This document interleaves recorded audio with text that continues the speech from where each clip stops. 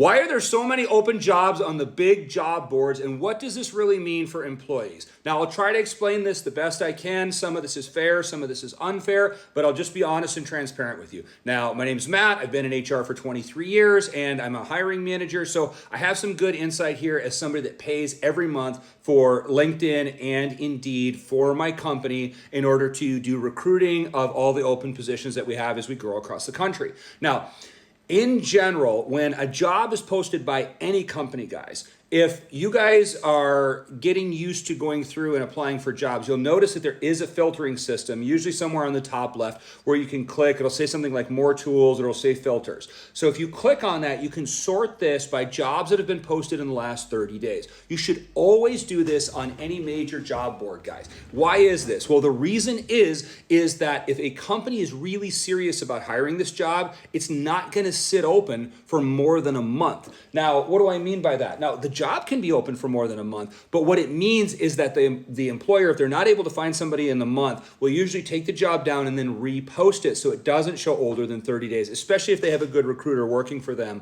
or a good head of recruitment. So why does it need to show less than 30 days? Well, if I post a job and I actually need to hire somebody now to do that pile of work that's sitting there on that desk, I'm going to hire the person. I'm going to post the job ad. I'm going to wait till the end of the week. I'm going to go through the resumes. I'm going to look at everybody applied. I'm going to get it down to my top 5. I'm going to call those people. Maybe 3 of them answer. 2 of them, I really like. I'll do interviews with them. And then I'm going to make my pick and hire them in no more than a couple of weeks tops. I'm not screwing around. I don't have time to wait. I got to have a body over there to do that work. That's the way that it's supposed to work when you hire somebody.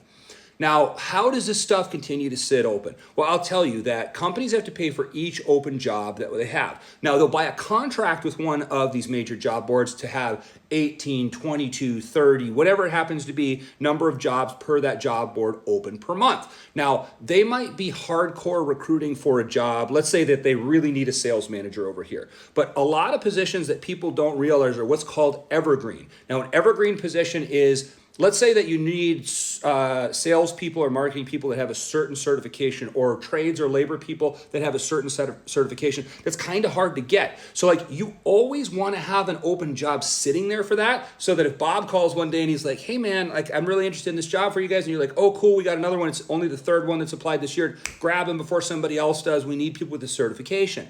So that job will be evergreen. So that job might sit open for 1, 3, 6, 9, 12 months. The reason for that is so they can always get those certified people in. That's one instance that I've seen, that I've been in that place as an employer before. But when those people apply, we call them because we want people with that certification.